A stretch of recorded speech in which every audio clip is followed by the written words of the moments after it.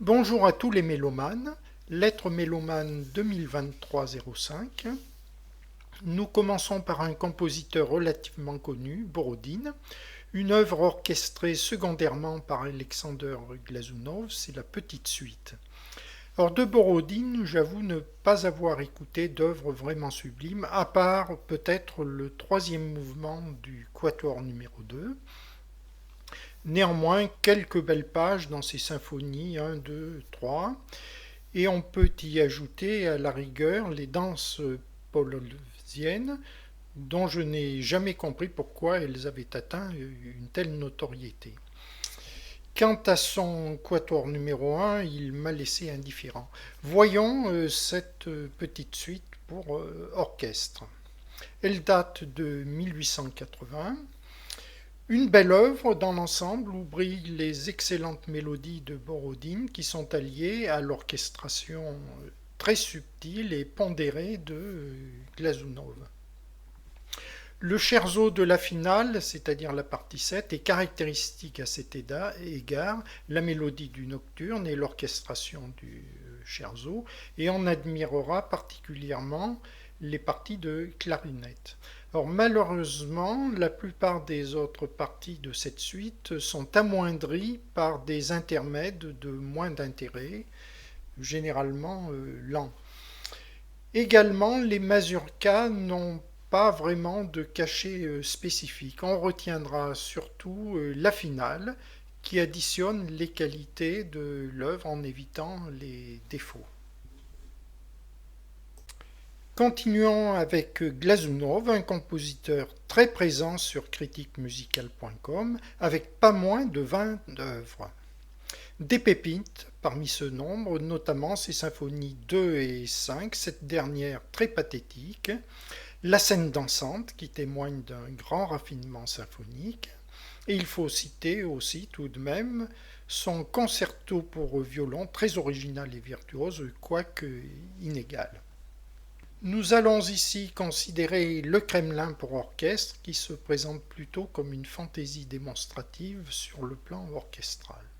Donc Glazunov Alexander, 1865-1936, le Kremlin opus 30 datant de 1890.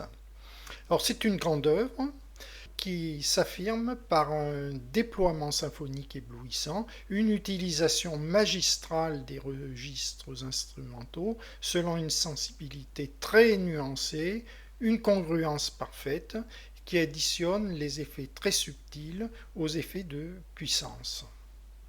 Néanmoins, l'on n'observe pas de longs crescendos élaborés, la thématique est riche, cependant elle ne s'évade pas de formules sommaires, c'est essentiellement l'orchestration qui communique à cette œuvre sa qualité supérieure.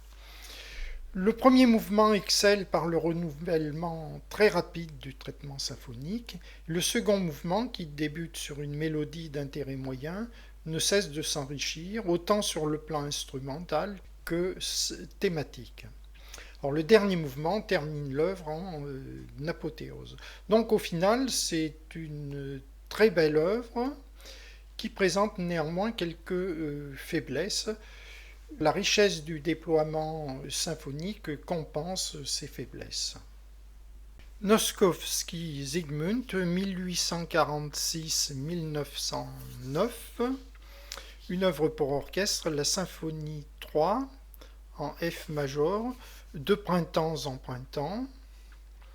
C'est une œuvre très disparate qui bénéficie d'une thématique certaine, cependant lacunaire et parfois répétitive.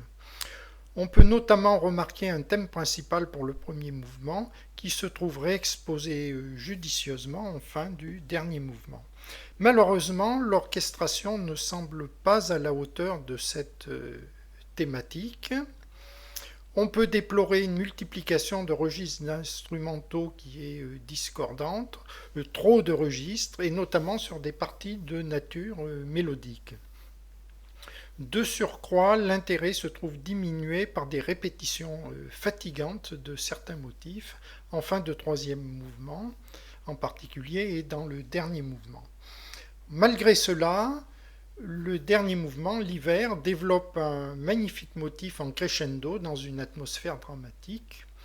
De plus, les défauts qui prévalaient dans les mouvements précédents s'estompent ici en grande partie. On pourra donc privilégier l'audition de ce mouvement qui sauve cette œuvre d'intérêt par ailleurs très variable.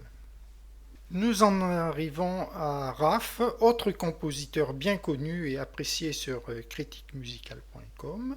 On doit signaler ses symphonies, notamment la 5, la 6, la 7 in der Alpen, la 8 également, qui comportent des passages d'une modernité étonnante pour l'époque. Nous abordons ici ce compositeur dans un autre genre, le quintet. Ralph Joachim, 1822-1882, quintet, fantaisie opus 207, avec piano, datant de 1877. L'œuvre comporte quelques beaux passages, mais l'ensemble n'engendre guère d'effet musical véritablement probant, me semble-t-il. Or, Raff, selon son style habituel, qui avait produit des symphonies remarquables, exprime parfois des effets puissamment originaux, comme dans cette descente vertigineuse dans le grave aux cordes dans le premier mouvement. D'une manière générale, les instruments évoluent souvent en superposition un peu lassante. Le piano quitte rarement l'arrière-plan.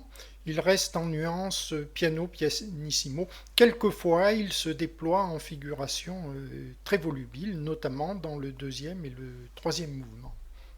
Un bon thème principal lent caractérise le deuxième mouvement. Néanmoins, il se trouve perdu dans un ensemble moins consistant. Et on remarquera une reprise de ce thème en contraste vers la fin du troisième mouvement. Enfin, l'œuvre revisitée, Henri Vieuxtemps, 1820-1881, concerto pour violon-orchestre numéro 7. Alors, ce Vieuxtemps est également un compositeur très apprécié et très présent sur critiquemusicale.com. On peut saluer ses concertos pour violon très paganiniens, mais dans une tessiture généralement plus grave, ce qui n'exclut pas un lyrisme très puissant.